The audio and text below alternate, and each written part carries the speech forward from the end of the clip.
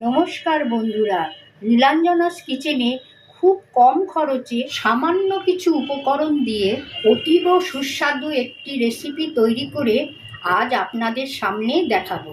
আমার এই অতীব সুস্বাদু রেসিপিটির নাম ভারালি বটি।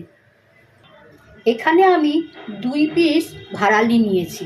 একটু বন্ধুরা জানিয়ে দিই, আমরা তো বাংলাদেশের মানুষ, তাই আমরা কলার থোরকেই ভারালি বলি। তবে আসুন বন্ধুরা, দেখে নিন আমার এই অতি সুস্বাদু রেসিপি। এখানে আমি নরম 2টি ভারালি নিয়েছি। এই রেসিপিটি তৈরি করতে আপনাদের খুব নরম ভারালি কিনে আনতে হবে। এবার এই ভারালিটা আমি খুব ঝিরিঝিরি করে বটির সাহায্যে কেটে নেব। শুন তাহলে দেখে নেওয়া যাক।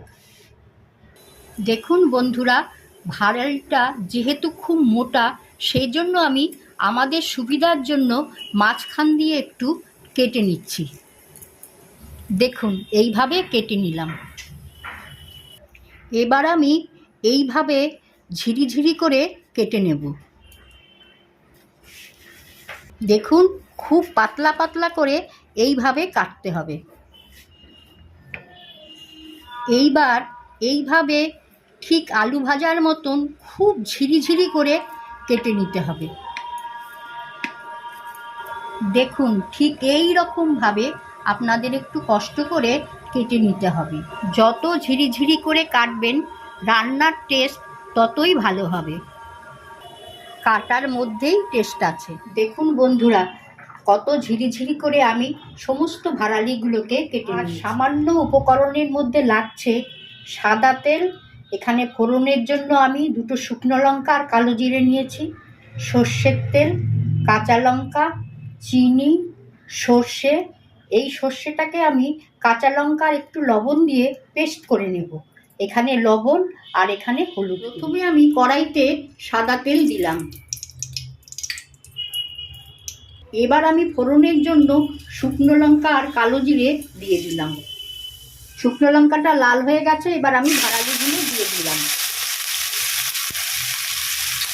এবার আমি 1 চামচ লবণ আর একটু হলুদের গুঁড়ো দিয়ে দিলাম।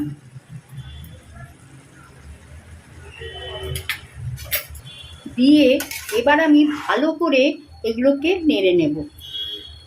বন্ধুরা একটু খেয়াল করেছেন, আমি কিন্তু ভারালিগুলো আগের থেকেই নুন দিয়ে মেখে চটকিয়ে নিইনি, কারণ এটা নরম ভারালি তো, তাই আমি নুন দিয়ে মেখে চটকে নিইনি। বন্ধুরা আপনাদের কাছে একটা কথা শেয়ার করি, আমি অনেককেই দেখি ভারালিটাকে নুন দিয়ে মেখে তারপরে চটকিয়ে যে জলটা বেরোয় সেই জলটা ফেলে দিয়ে তারপরে রান্না করে। আপনাদের একটু জানিয়ে রাখি, এই ভুলটা কখনোই করবেন না, কারণ এই ভারালির জলটাই আমাদের শরীরের জন্য ভীষণ উপকার। এই ভারালি প্রেশারের রোগীদের জন্য খুবই উপকার। রেসিপিটি করতে করতে একটা দামি কথা বন্ধুরা আপনাদের কাছে শেয়ার করলাম।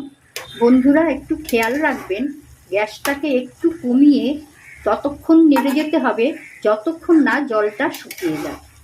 এবার আমি সামান্য পরিমাণ চিনি দিলাম। চিনি দিয়ে আমি আবার একটু নেড়ে দেব। দেখুন জলটা সম্পূর্ণ শুকিয়ে গেছে। এবার আমি সর্ষে বাটাটা এখানে দিয়ে দেব। 2 চামচ সর্ষে বাটা দিয়ে দিলাম। দিয়ে এবার এটাকে ভালো করে নাড়াচাড়া করে মিশিয়ে দেব। আর দিলাম কাঁচা লঙ্কা চেরা, দিয়ে আমি ভালো করে নেড়ে নেব। ঝাল, নুন আর মিষ্টি আপনারা আপনাদের স্বাদ মতো দেখে নেবেন। সর্ষে বাটা দিয়ে এই ভারালি বটি আমার পদ্ধতি দেখে আপনারা একটু বাড়িতে করে দেখবেন। ভাতের সাথে ভীষণ অপূর্ব খেতে লাগে। আমার এই ভিডিও দেখে যদি আপনাদের ভালো লেগে থাকে তাহলে অবশ্যই বন্ধুরা আমার পাশে থাকবেন। জলটা দেখুন ভালোভাবে শুকিয়ে গেছে, আর সর্ষে বাটাটা দিয়েও আমি ভালোভাবে নাড়াচাড়া করে নিয়েছি। এবার আমি 2 চামচ কাঁচা সর্ষের তেল, কিন্তু সর্ষের তেল দিয়ে ভালোভাবে নাড়াচাড়া করা হয়ে গেছে। এবার আমি গ্যাসটা অফ করে দিলাম। তৈরি করে ফেললাম অতীব সুস্বাদু ফারালি বটি। আমার এই ভিডিওটি দেখে যদি আপনাদের ভালো লেগে থাকে তাহলে অবশ্যই লাইক, কমেন্ট আর সাবস্ক্রাইব করবেন। আর আরও নতুন নতুন ভিডিও পাওয়ার জন্য পাশে থাকা বেলটা প্রেস করবেন। নমস্কার বন্ধুরা।